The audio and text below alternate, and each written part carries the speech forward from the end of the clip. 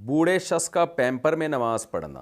ایک شخص جو کہ ضعیف العمر ہے اور پیمپر استعمال کرتا ہے، گھر والے 24 گھنٹے بعد اس کی صفائی کرتے ہیں، اس صورت میں نماز کا کیا حکم ہوگا؟ کیا ہر نماز کے لیے صفائی ضروری ہے یا نہیں؟ جہانگیر خان مالاکنڈ سے۔ دیکھیں، اس بوڑھے کے گھر والوں کو چاہیے، اس کی آل اولاد کو چاہیے کہ وہ اس کی خدمت کرے اور ہر نماز کے لیے پیمپر چینج کرے، طہارت کروائے اور نماز پڑھوائے ان کو۔ اور ہر نماز کے لیے مشکل ہے تو 2 نمازیں جمع کی جا سکتی ہیں۔ جمع کرنے کا مطلب یہ ہے کہ ظہر کے وقت کو مؤخر کیا جائے عصر کے قریب تک، اس وقت ان بزرگ کا پیمپر چینج کریں، ان کی صفائی صاف کریں، اگر کوئی گندگی ہے ان کو وضو کرائیں اور ظہر کے 4 فرض پڑھوا لیں۔ 4 فرض جیسے ہی پڑھے فوراً عصر کا وقت داخل ہو جائے، یعنی اتنی دیر سے ظہر پڑھیں کہ عصر کے بالکل قریب، اور پھر اسی وضو سے فوراً عصر پڑھوا دیں، اس کے بعد دوبارہ پیمپر لگا دیں۔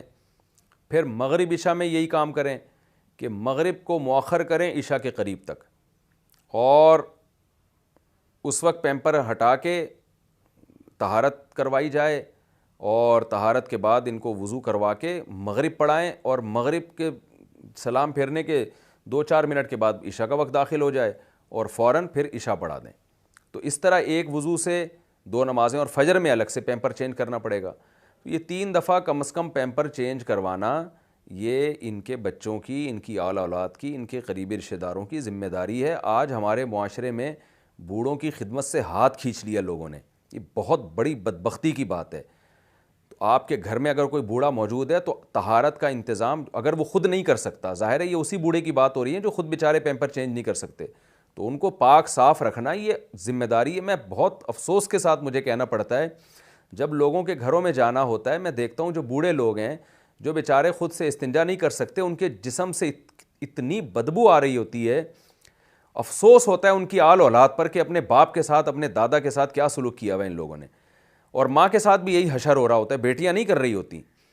تو بہت بڑی بے رخی کی بات ہے۔ رسول اللہ صلی اللہ علیہ وسلم نے فرمایا، جس کو بوڑھے ماں باپ ملے اور اس نے بڑھاپے میں ان کی خدمت کر کے جنت اپنے اوپر واجب نہیں کری، اس پہ اللہ کی لعنت ہے۔ یعنی اتنا اچھا آپشن اس نے جنت کا ضائع کر دیا۔